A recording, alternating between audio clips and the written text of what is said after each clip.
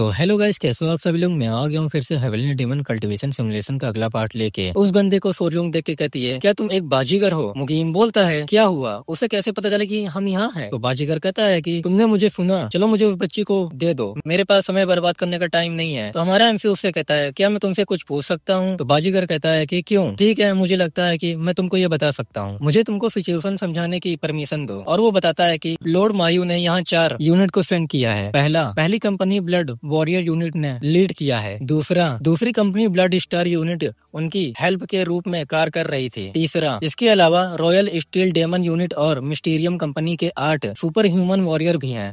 इससे तुमको ये अंदाजा हो जाएगा कि लॉर्ड मायू इस मामले में कितनी गहरी इंटरेस्टिंग रखते हैं। तो हमारा एमसी ये सब बात सुनकर अपने मन में कहता है, ये मायू की कुल सेना का कम से कम 1/3 है। इस समय ये बिल्कुल स्पष्ट है कि फाइट का रिजल्ट क्या होगा। मुझे यकीन है कि माउंट वासेक्ट ने एक डिफिकल्ट लड़ाई के लिए खुद को तैयार कर लिया है, लेकिन फाइनली उन्हें पीछे हटने पर मजबूर होना पड़ेगा, उन्हें भारी छठी उठानी पड़ेगी। बाजीगर हमारे एमसी से कहता है कि लॉर्ड मायू के अनेक सेनाओं ने माउंट वासेक्ट को घेर लिया है। मिस्टीरियम कंपनी ने प्रोबेबली आपके तुम्हारे निशान की गंध को सूंघ लिया है। ऐसा कोई तरीका नहीं है जिससे वो तुमको अपने बीच एक जादूगर रखने की अनुमति देंगे। बहुत जल्द वो तुम्हें ढूंढ लेंगे और तुम्हें मारने की कोशिश करेंगे। तो मुगीन कहता है, क्या वो सच में एक बच्चे के लिए इतना परेशानी उठाएंगे। तो बाजीगर कहता है कि एकमात्र बच्चा बेवकूफ अकेले टेलीपोर्ट करने में एबल जादूगरों का मिलन अत्यंत दुर्लभ है, यहाँ तक कि डेमन कल्ट में भी। क्या तुम उस बच्चे के रणनीति मूल्य को नहीं समझते। तुम्हारा एमसी ये सब बात सुनकर अपने मन में कहता है कि वो सही कह रहा है, हमें टेरियम माँ को बचाने के इस मिशन के दौरान मरना था, लेकिन हम टेलीपोर्टेशन की बदौलत बिना कोई नुकसान उठाए भागने में सफल रहे। अगर उस स्पेल का यूज भागने के बजाय अचानक हमले के लिए किया जाता तो इससे मेरी सेनाओं को भारी नुकसान हो सकता था। इस स्पेल का यूज पावरफुल आकृतियों या इकाइयों को तुरंत लाने के लिए भी किया जा सकता है। सोंगवा का अस्तित्व एक वाइल्ड कार्ड की तरह है, जो किसी भी फाइट का रुख पूरी तरह से मोड़ सकता है। इस तरह का वाइल्ड कार्ड सहयोगियों के लिए बहुत वैल्यूएबल और दुश्मनों के लिए बेहतर खतरनाक हो सकता है। तो बाजीगर कहता है कि तुम समझ गए हो ना, चलो मुझे उसे दे दो। अगर तुम ऐसा करोगे तो मैं उनसे बात करूंगा और ऐसी व्यवस्था करूंगा कि वो तुमको सुरक्षित रूप से डेमन कल्ट में वापस ले जाएंगे। और दूसरी तरफ सोंगवा रोने लगती है। तभी हमारा एमसी कहता है कि तुमको सच में क्या ऑर्डर प्राप्त हुआ है। तो बाजीगर कहता है कि तुम्हारा क्या मतलब है। तो हमारा एमसी कहता है कि मैं पूछ रहा हूँ कि क्या लॉर्ड गोनमा ने सीधे ऑर्डर दिया था सोंगवा को मायू के सेना को सौंप दिया जाए। तो बोलता है कि तुम लिटिल, यहाँ देखो फियोली, मुझे जो भी ऑर्डर मिला ये तुम्हारा कोई बिजनेस नहीं है। तो हमारा एमसी कहता है कि मुझे माफ करना, लेकिन ये मुझे चिंतित करता है। तो बोलता है कि क्या। तो हमारा एमसी कहता है, हो सकता है कि तुम्हारे लिए इसका कोई खास मतलब ना हो, लेकिन मैं इन लोगों के लिए जिम्मेदार हूँ और सोंगवा मेरा सबऑर्डिनेट है। ये बात सुन के सोंगवा रोने लगती है और हमारा एमसी कह रहा होता है कि अगर मैं खतरे के समय अपनी सुरक्षा सुनिश्चित करने के लिए अपने सबऑर्डिनेट को त्याग दूं, मैं अपने आप को कैप्टन कैसे कह सकता हूँ। तो बाजीगर कहता है कि मैं समझता हूँ, तो तुम चाहते हो कि तुम्हारी पूरी कंपनी नष्ट हो जाए। क्या सच में तुम सोचते हो कि तुम अपने तुच्छ मार्शल आर्ट स्किल से मिस्टीरियस कंपनी को रोक सकते हो। क्या तुम इतने ओवर कॉन्फिडेंस हो। तो हमारा एमसी कहता है कि मैं श्योर नहीं हूँ इस बारे में, लेकिन अगर हमारे बारे में चिंतित हो तुम हमारी मदद क्यों नहीं करते। क्या ये वही काम नहीं है जो लॉर्ड गोनमा ने तुम्हें करने का ऑर्डर दिया था। चाहे जो हो जाए, कम से कम डेड स्पिरिट कंपनी का कैप्टन सियोली को जिंदा वापस लाना सुनिश्चित करो। तो यह बात सुन के वो चौंक जाता है। दूसरी तरफ सारे सबऑर्डिनेट कह रहे होते हैं कि वो किस बारे में बात कर रहे हैं।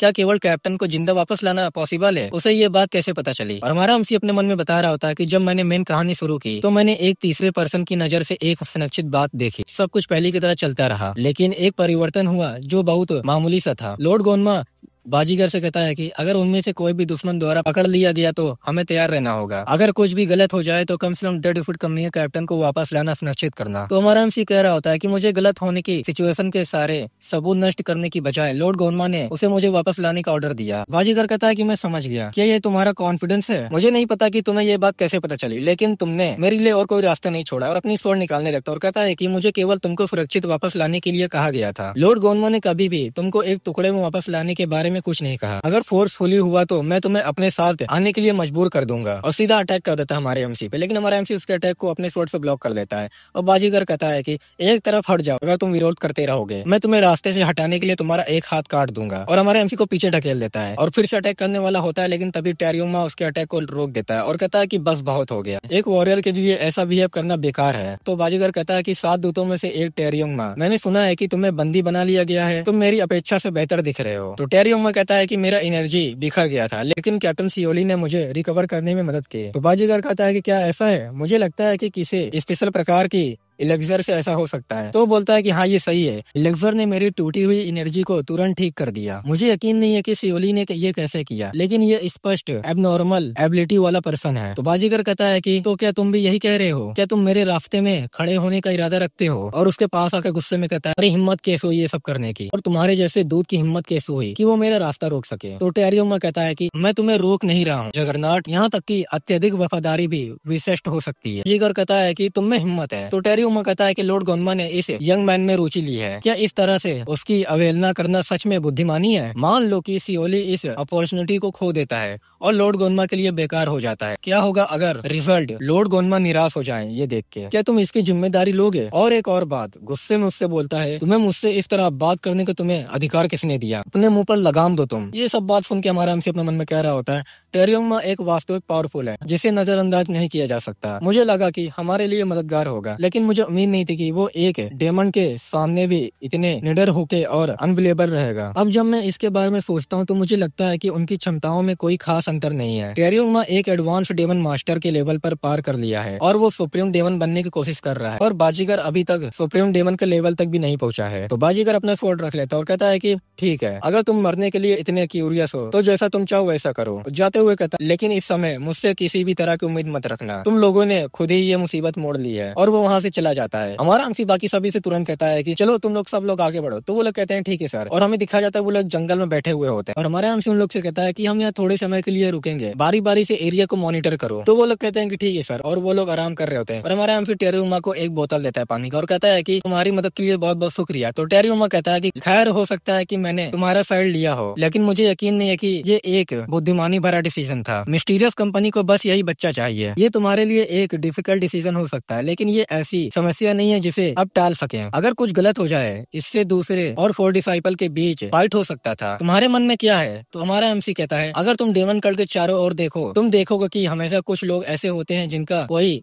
विशेष संबंध नहीं होता। लोग या तो डेमन नेचर के लिए पोजेस माने जाते हैं या उपयुक्त होने के बावजूद पर्याप्त लाइट नहीं है। ग्रेट इंपीरियल पवेलियन में भी ऐसे लोग थे। तो टेरियोमा कहता है कि वो उनमें से कुछ लोग किसी फील्ड मिशन पर जाते समय कार्रवाई में मारे गए, और हमारा एमसी कहता है कि और मुझे इसका कोई अंदाजा नहीं है कि ऐसा क्यों है। तो टेरियोमा कहता है, क्या तुम वही कह रहे हो जो मैं सोच रहा हूँ? तो हमारा एमसी कहता है कि हाँ ये सही है, मैं उसी यूनिट का कैप्टन था। हालांकि मुझे शर्म आती है कि मैं ठीक भी नहीं हो पाया, मेरे सबऑर्डिनेट डेड बॉडीज। इस तरह की बात हमेशा होती रहती थी। लोगों को बिना किसी स्पष्ट रीजन के त्याग दिया जाता था, और हमारे वरिष्ठों को ये सुनिश्चित किया कि हम अच्छी तरह से अवगत हों। केवल पावरफुल इसका प्रतिकार कर सकते हैं। हाल ही में मेरे साथ कोई घटना हुआ। मैंने पहले कभी किसी की रक्षा नहीं की, मैं कभी भी किसी को सुरक्षित रखने में कामयाब नहीं हो पाया। मैं लगातार मौत के डर में जीता था, और जो कुछ मेरे सबऑर्डिनेट्स ने मुझसे कहा वही किया। तो टेरियोमा कहता है कि सियोली, हमारा एमसी कहता है कि मैं बस इस तरह जीने से तंग आ गया हूँ। मैं जिंदा रहने के लिए भागने से और उन सिचुएशन को एक्सेप्ट करने से थक गया हूँ। इनसे मैं अन्यथा बिना किसी हेजिटेशन के दूर हो जाता। मैं अब उस तरह जीना नहीं चाहता, मैं अपनी जिंदगी जीना चाहता हूँ, बस इतना ही। तभी हमारे एमसी को सभी लोग कहते हैं कि कैप्टन, और वहाँ बाकी सभी सबऑर्डिनेट आ जाते हैं। योरिम कहता है कि मुझे लगता है कि मिस्टीरियस कंपनी ने हमें ढूंढ लिया है। ये बात सुन के हमारा एमसी चौंक जाता है और कहता है सोंगवा से, सोंगवा चलो जल्दी से सिग्नल दो। तो बोलती है ठीक है सर। सोंगवा स्पेल पढ़ने लगती है और कहती है कि अस्ता ले वस्ता, oh my god, oh daddy please come, मुंह पे कम शॉट। हम देखते हैं कि वहाँ जुगनू आने लगती है और बताती है कि मैं ग्रेट स्मोक स्क्रीन स्पेल की पावर का यूज कर रही हूँ। तभी हम देखते हैं कि वहाँ सारे मिस्टीरियस कंपनी के बाकी सभी लोग आ जाते हैं और हमारे एमसी और सबऑर्डिनेट को घेर लेते हैं। मिस्टीरियस कंपनी का हेड बोलता है कि मैं जानना चाहता हूँ यहाँ कैप्टन कौन है, और ये सब देख के हमारा एमसी एकदम चौंक जाता है। उसको देखते हुए हमारा एमसी अपने मन में कहता है, मुझे उम्मीद नहीं थी कि मिस्टीरियस कंपनी किसी समय सामने आएगी, लेकिन डेडफुट कंपनी अपनी खोज और ट्रैकिंग एबिलिटी के लिए भी फेमस है। हमने निश्चित रूप से कोई निशान नहीं छोड़ा, हमने उन्हें कम से कम 2 या 3 बार कवर किया। वो हमें इतनी जल्दी कैसे ढूंढने में कामयाब हो गए। सामने वाला बंदा कहता है कि मैंने पूछा कैप्टन कौन है यहाँ पर? तो हमारा एमपी सामने आता है और कहता है कि वो मैं हूँ। तो वो कहता है कि अच्छा ऐसा है। तभी वो अपना मास्क उतारता है और कहता है कि तुम हो, और हमें दिखाया जाता है वो एक लड़की होती है। लीडर कह रही होती है कि हमें माउंट टू इफेक्ट के बारे में किसने सूचना दी? तो मुगीम कहता है कि मिस्टीरियस कंपनी की कैप्टन एक वुमेन है। तो हमारा एमसी कहता है कि नहीं, ये मैं नहीं था, जिस पर्सन को तुम खोज रहे हो वो वहाँ है। तभी वो टेरियोमा की तरफ देखता है हमारा एमसी और कहता है कि वो वही है। तो लीडर कहती बोलती है कि क्या ऐसा है, और टेरियोंगमा के पास आती है और ग्रेड करते हुए कहती है कि मैं हम सब की ओर से आपको धन्यवाद देना चाहती हूँ, आपकी जानकारी हमारे लिए बहुत मददगार थी। हमारा हमसे अपने मन में सोच रहा होता है कि वो मेरी सोच से कहीं ज्यादा फ्रेंडली लगती है, शायद हम आखिरकार इस मुद्दे पर बात करने में एबल हो जाएंगे। तो टेरियोंगमा से लीडर कहती है अब मैं सीधे मुद्दे पर आती हूँ, ये वही बच्चा होगा, इंटरनेट नाइट कंपनी का बच्चा। तो हमारा हमसे उससे कहता है कि तुम क्यों जानना चाहती हो, तो वो बोलती है क्योंकि ये एक इम्पोर्टेंट मामला है, मुझे तुम्हारी जरूरत है, तो उस बच्चे को हमारे हवाले कर दो। तो हमारा हमसे अपने मन में कह रहा होता है कि ये बिल्कुल वही है जिसकी मुझे उम्मीद थी, वो सत्ता पर सरफेस से काम करती है, लेकिन फाइनली वो हमसे यही अपेक्षा रखती है जो भी वो चाहती है। सच में मुझे इस बात से बहुत गुस्सा आया था। तो हमारा हमसे उससे कहता है मुझे समझ नहीं आता कि मुझे ऐसा क्यों करना चाहिए, इस मिशन में सोंगवा ने हमारी बहुत मदद की, इसके अलावा हम डेडफूड कंपनी से रिलेटेड है। अगर कोई पर्सन जिससे तुम अभी भी मिले हो तुम्हारे पास आए और तुमसे तुम्हारी कंपनी मेंबर को सौंपने के लिए कहे, क्या तुम वैसा ही करोगे जैसे वो कहेंगे? मुझे लग रहा है कि तुम कुछ छुपा रही हो और मुझे आशा है कि मैं गलत हूँ, लेकिन किसी भी तरह से क्या तुम इस बच्चे को मारना चाहती हो? क्या मैंने सही बात कही? तो वो लड़की कहती है कि ऑर्डिनरी मैच के मामले में हम उन्हें ऐसे ही छोड़ देंगे, आखिरकार उन्होंने अतीत में हमारी मदद की है, लेकिन हाल ही में हमें एक अत्यंत एडवांस स्पेल का यूजर का पता चला, वो बच्चा एक बड़ी बाधा उत्पन्न करने जा रहा है लॉर्ड मायू के फ्यूचर की योजनाएं के लिए। तो हमारा हमसे कहता है कि ऑब्स्टेकल, लेकिन क्या लॉर्ड गोनमा और लॉर्ड मायू दोनों फाइनली डेमन कल्ट से संबंधित नहीं है? डेमन कल्ट के एक मेंबर को सिर्फ इसलिए मारना कब से स्वीकार हो गया क्योंकि वो एक अलग लॉर्ड की सेवा करते हैं। तो लीडर कहती है कि हो सकता है कि बच्चे ने कुछ गलत ना किया हो, लेकिन ग्रेट गिफ्ट के साथ ग्रेट रिस्क भी आते हैं। वैसे भी तुम दोनों एक दूसरों को बहुत लंबे समय से नहीं जानते, इसलिए बच्चे को हमारे हवाले कर दो। तो हमारा हमसे कहता है कि अगर मैंने इसे रिफ्यूज कर दिया तो लीडर कहती है कि क्या तुम ये कह रहे हो कि गाजर की बजाय तुम छड़ी देना पसंद करोगे? क्या तुमको पता है कि हमसे लड़ने का क्या रिजल्ट होगा? तभी हमारा हमसे combat style turn based fighting level 2 को ऑन कर लेता है और उसकी स्टेट्स देखता है। उसका नाम यूरिन होता है, वो मिस्टीरियस कंपनी की लीडर होती है, उसकी हेल्थ 8 लाख होती है, क्यूआई 4 लाख होती है, मार्शल आर्ट लेवल पर होती है, hand to hand combat level 3 पर होती है, फाइटिंग पावर अननोन होती है। तो हमारा हमसे अपने मन में कहता है कि वो इतनी स्ट्रॉन्ग नहीं है। तभी दूसरा स्टेट्स दिखाया जाता है, lost soul advance party level 8, health 3 crore 50 lakh, QI 2 crore 20 lakh, added attributes विभिन्न आधुनिक और भौतिक स्किल का यूज करने में एबल, जैसे अनंत विकास, self learning, acceleration spell, external QI technique, body lengthening और art of fighting distance, fighting power 2 crore 99 lakh 90 हजार। ये सब देख के हमारा हमसे चौंक जाता है और अपने मन में कहता है कि क्यों ये 2 स्टेट्स मुझे क्यों दिखाई दिए, और कैसे खोई हुई आत्माओं को लगभग 30 मिलियन लड़ने की पावर हो सकती है? वे लगभग एडवांस डेमन मास्टर के लेवल पर है, और वो एडेड एट्रीब्यूट क्या है? मिस्टीरियस कंपनी के अधिकांश सबऑर्डिनेट के पास ये गुण है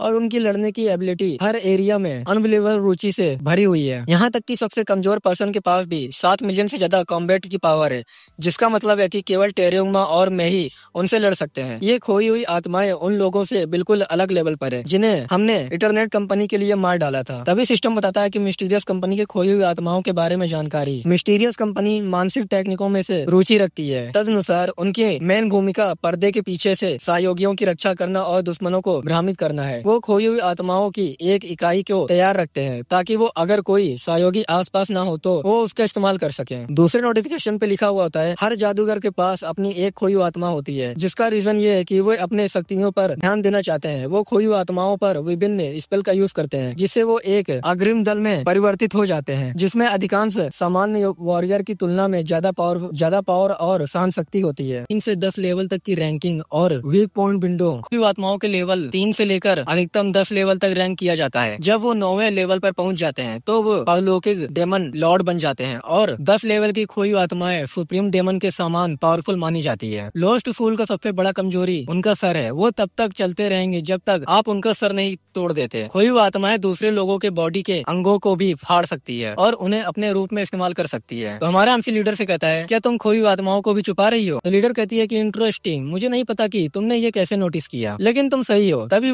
वो खोई हुई आत्माओं को एक निकाल देती है और हम देखते हैं कि वो बर्सर्क मोड में चला जाता है। तो हमारा हमसे ये देख के अपने मन में कह रहा होता है कि ये किस प्रकार की बोन कंप्रेसिंग टेक्निक है, और हम देखते हैं कि वो जो एक जोरदार चीख मारता है और हम देखते हैं वहाँ बहुत सारे जॉम्बी होते हैं। लीडर कहती है कि क्या तुम समझ पाए हो कि रेजिस्टेंस फ्यूटाइल क्या है? तभी पीछे से हमारे हमसे से कोई कहता है कि कैप्टन सोंगवा कहती है कि उन्हें मुझे ले जाने दो, मुझे ऐसा कोई रिजल्ट नहीं दिखता जिससे आप उन्हें हरा सके। वो खोई हुई आत्माओं की अत्यंत पावरफुल है, लेकिन पीछे से भी जादूगर उनका समर्थन कर रहे हैं। ये सब हल हो सकता है अगर आप उन्हें मुझे लेने दें। और कांपते हुए कहती है कि हम एक दूसरे को बहुत लंबे समय से नहीं जानते थे, लेकिन हमने साथ में जो समय बिताया उसका मैंने सच में आनंद उठाया। मेरे खातिर अपने आप को बलिदान करने की आपको कोई जरूरत नहीं है। मैं आपके कामों के लिए ऑल द बेस्ट करती हूँ। तभी हमारा उसके सर पे हाथ रखता है, कहता है कि सोंगवा, इससे पहले तुमने क्या रिजल्ट देखा था? क्या ये अस्वाभाविक था या नेचुरल? तो बोलती है कि कैप्टन मैं। तभी हमारा एमसी इसको रोकता है और कहता है कि अगर तुमने जो देखा वो नेचुरल रिजल्ट था तो फिर ये नेचुरल बात होगी, है ना? और आगे बढ़ता है और कहता है कि अगर अपना भाग खुद तय करना सबसे नेचुरल रास्ता है, तब प्रकृति मुझसे कहती है कि मुझे इस दुविधा से उभरने का कोई रास्ता खोजना चाहिए। ये बोझ मुझे उठाना होगा। और क्या तुम मुझ पर उस स्पेल का यूज कर सकती हो जिसके बारे में हमने पहले बात की थी? तो बोलती है कि अभी। तो हमारा एमसी कहता है कि हाँ। तभी वो स्पेल यूज करती है,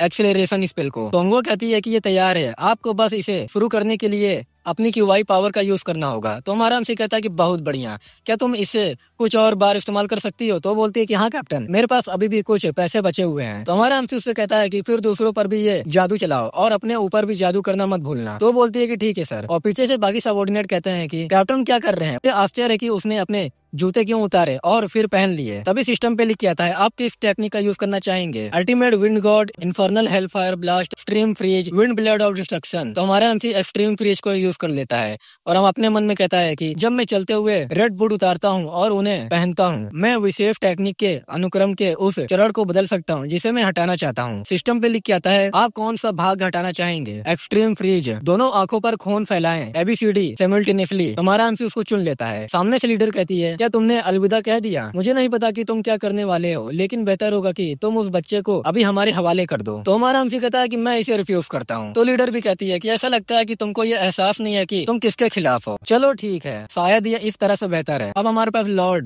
पास लॉर्ड मायू के लिए संभावित खतरे को पहले ही समाप्त करने का एक बहाना है। और अपने मेंबर से कहती है कि लोस्ट फुल, चलो उन लोग पर अटैक कर दो। और वो लोग अटैक करने के लिए बढ़ जाते हैं और हमारे एमसी के सबऑर्डिनेट भी तैयार हो जाते हैं। तो हमारा एमसी कहता है कि चिंता मत करो, मुझे इसकी उम्मीद थी। तो हमारा एमसी एक्सट्रीम फ्री टेक्निक को यूज करता है। सिस्टम पे लिख के आता है कुल 24 खोई आत्माएं, आपको खोई आत्माओं की कमजोरी मिल गई है। आप आगे कैसे बढ़ेंगे? आप खुद चूज करेंगे या सिस्टम को चूज करने देंगे? तो हमारा एमसी अपने मन में कहता है कि ये घटिया सिस्टम नहीं चाहता कि मैं सोंगवा जैसे एक भी छोटे बच्चे को बचाऊं। तभी हमारा एमसी खुद चूज कर लेता है और हेल फायर ब्लास्ट टेक्निक का यूज करता है और उन लोग पे अटैक कर देता है और अपने मन में कहता है कि इस बार मैं इसे अपने आसपास नहीं आने दूंगा। और हम देखते हैं कि हमारे एमसी ने बहुत सारे लोगों को मार दिया होता है और वो लोग चिल्ला रहे होते हैं। सिस्टम पे लिख के आता है lost full 13 dead, lost full 25 death, lost full 7 death, lost full 16 death, lost full 21 death. फिर एक्सेलरेशन स्पेल का यूज करता है और बहुत गाजर मूली तरह काटने लगता है जैसे तुम्हारी एक्स ने तुम्हारा काटा था। सिस्टम पे लिख के आता है लोस्ट फुल 23, क्रिटिकल डैमेज। बहुत सारे ऐसे नोटिफिकेशन आते हैं और हम देखते हैं कि हमारा एमसी बहुत सारे लोगों को मार दिया होता है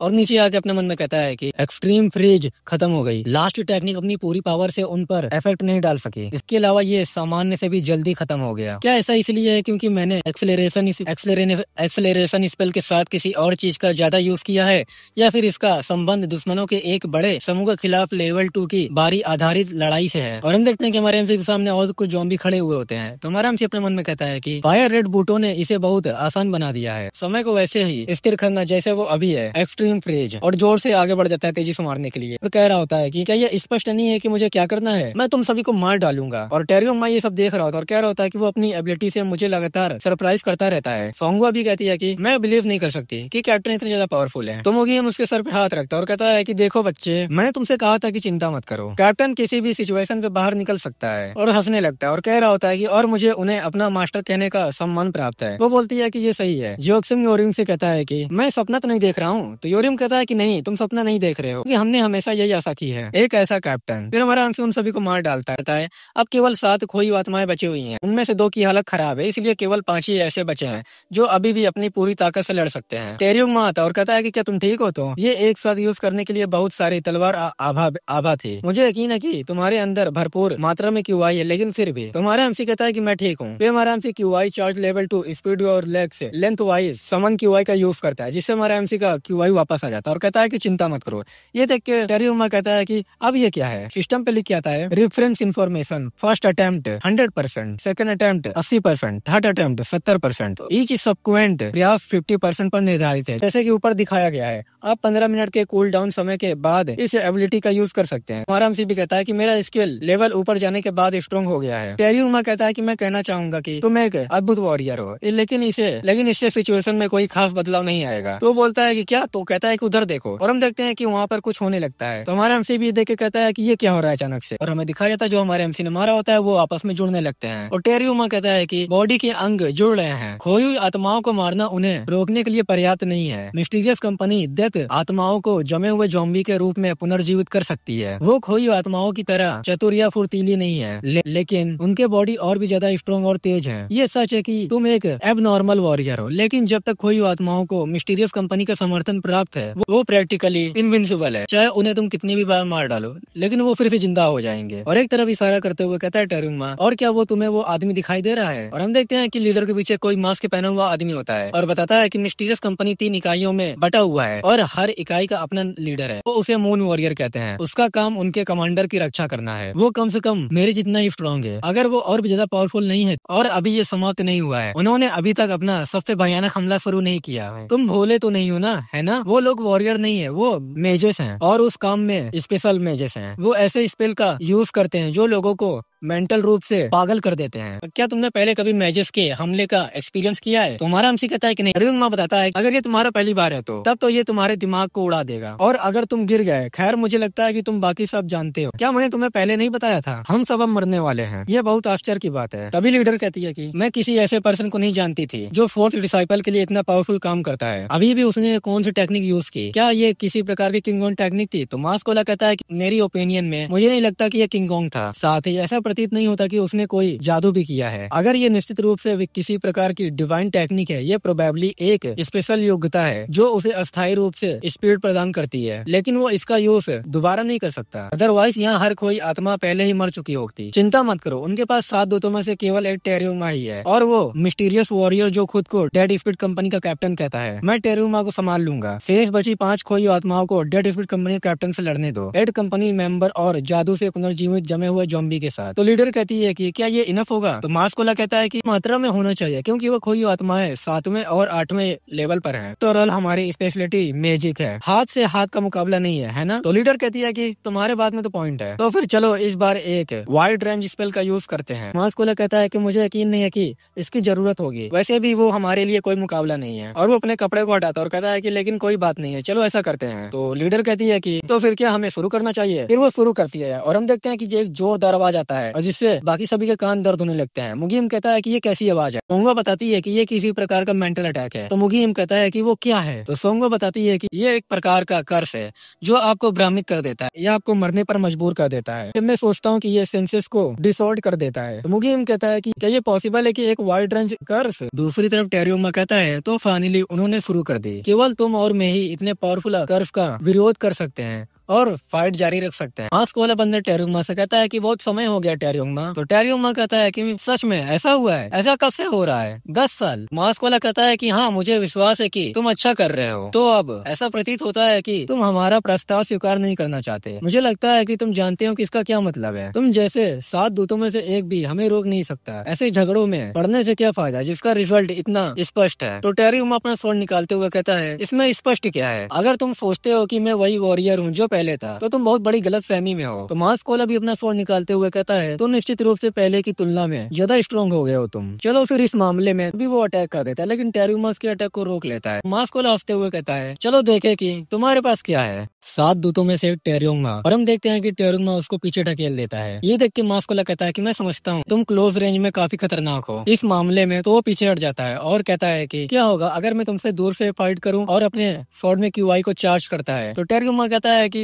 ये बहुत स्लो है, फिस्ट ब्लास्ट, और उसको अटैक लग जाता है। तो बंदा कहता है कि कितना अमेजिंग है, मुझे तुमसे ये उम्मीद नहीं थी कि तुम मुझे मुक्का मारोगे। तो टेरियुमा कहता है कि बेवकूफ बहुत होगा, बेवकूफ भरा काम। वो आखिरी हमला अधिकांश लोग गंभीर रूप से घायल हो जाते हैं, ऐसे कैसे है कि तुम इससे अनअफेक्ट हुए? क्या तुमने किसी प्रकार का आर्मर पहना हुआ है? तो मास्कोला कहता है कि ज्यादा परेशान मत हो, और सीरियस होते हुए कहता है मैं अकेला नहीं हूँ जो अभी अपना बेस्ट नहीं कर रहा था। क्या तुमको लगता है कि मैं नहीं जानता? तुमने ब्लैक स्पिरिट डेमन स्पिरिट की उपाधि कैसे बर्बाद कर दी, लेकिन कुछ बात है जो मुझे समझ नहीं आ रही है। जो पर्सन हर चीज के प्रति इतना सतर्क रहने के लिए जाना जाता है वो ऐसा क्यों करेगा? कोई तो रीजन होगा कि तुम सभी लोग में से इस आउटकम को चुनेगा। क्या तुम उस पर्सन की प्रकृति व्यक्ति पर ट्रस्ट करते हो? ईमानदारी से कहूँ तो मुझे ये लगभग अनबिलीवेबल लगता है। वो इतनी कम एज में स्किल के उस लेवल तक पहुँच गए हैं। मैं मानता हूँ कि वो अपनी उम्र में हिसाब से काफी एडवांस है, लेकिन मैं ये नहीं कहूँगा कि वो अनबिलीवेबल है। एल्डर के डिसाइपल में भी कई फेमस वॉरियर हैं। जब तुम इसे देखोगे तो पाओगे कि कई लोग सच में उसके लेवल तक पहुँच चुके हैं। तो टेरुमा कहता है उससे ये सच हो सकता है, लेकिन इनमें से कितने लोग ऐसे चुने होंगे? तो वो बोलता है कि क्या?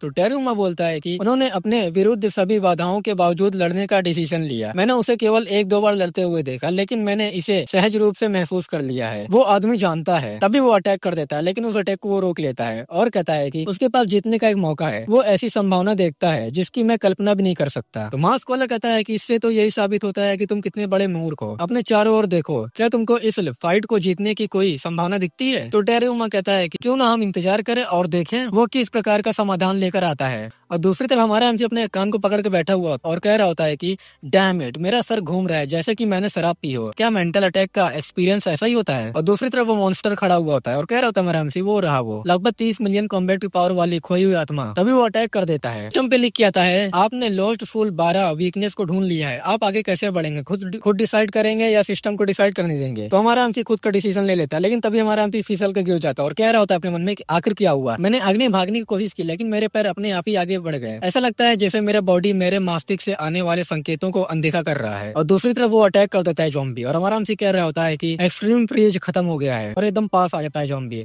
और सिस्टम पे लिख के आता है आपने लॉस्ट फुल 12 की कमजोरी ढूंढ ली है, आप आगे कैसे बढ़ेंगे? खुद डिसाइड करेंगे या सिस्टम को डिसाइड करने देंगे? हमारा एमसी अपने मन में कहता है कि शिट, मुझे समझ नहीं आ रहा है कि क्या करूं। जब मैं अपनी बाहें ऊपर उठाने की कोशिश करता हूं तो मेरे पैर हवा में उड़ जाते हैं और जब मैं खड़े होने की कोशिश करता हूं तो मैं लुढ़क जाता हूं। मैं इस स्पेल के कारण अपने बॉडी को कंट्रोल नहीं कर सकता। टेरुमा का यही होप था जब उन्होंने कहा था कि मेंटल टेक्निक को पहली बार में प्राप्त करना डिफिकल्ट होता है। ये इमेजिन से भी बदतर कर्स है। फिर भी अगर मैं ये पता लगा सकूं कि मेरे बॉडी इंद्रियों किस प्रकार कम हो गई है और उनका अपने लाभ के लिए यूज करना सीख लूं, मुझे मौका मिल सकता है। क्या मुझे इस सिस्टम पर छोड़ना चाहिए? लेकिन जैसे ही सिस्टम पर भरोसा करना शुरू करता हूँ, मैं बढ़ना बंद कर देता हूँ। संकटों में निर्णायक कारक ये है कि क्या तुम उन पर खुद काबू पा सकते हो? एआई ने मुझे ये भी बात बताया था, ये भी मुझे याद है। उसने कहा कि एआई को अपने ऊपर हावी मत होने दो। मैंने एक मोमेंट के लिए सिमुलेशन के बारे में सोचा, लेकिन मैंने इसे पहले ही किसी और काम के लिए अलग रख दिया है। मैं इतनी शक्तिशाली क्षमता इस पर बर्बाद नहीं कर सकता। इस बारे में सोचने पर मुझे लगता है कि अब तक कुछ भी आसान नहीं रहा। फिर हमारा एमसी खुद का ऑप्शन चुन लेता है और कहता है कि मैं ये खुद करूंगा और उस पर अटैक करने के लिए बढ़ जाता है और कह रहा होता है कि जबकि समय धीमा हो गया है, मुझे ये जानने की जरूरत है कि मेरे बॉडी में कितना बदलाव आया है। और हम देखते हैं कि उसका मुक्का सामने आ जाता है ज़ॉम्बी का, लेकिन हमारा एमसी अपने हाथ से उसके मुक्के को ब्लॉक कर लेता है। लेकिन तब भी हमारा एमसी पीछे खिसट जाता है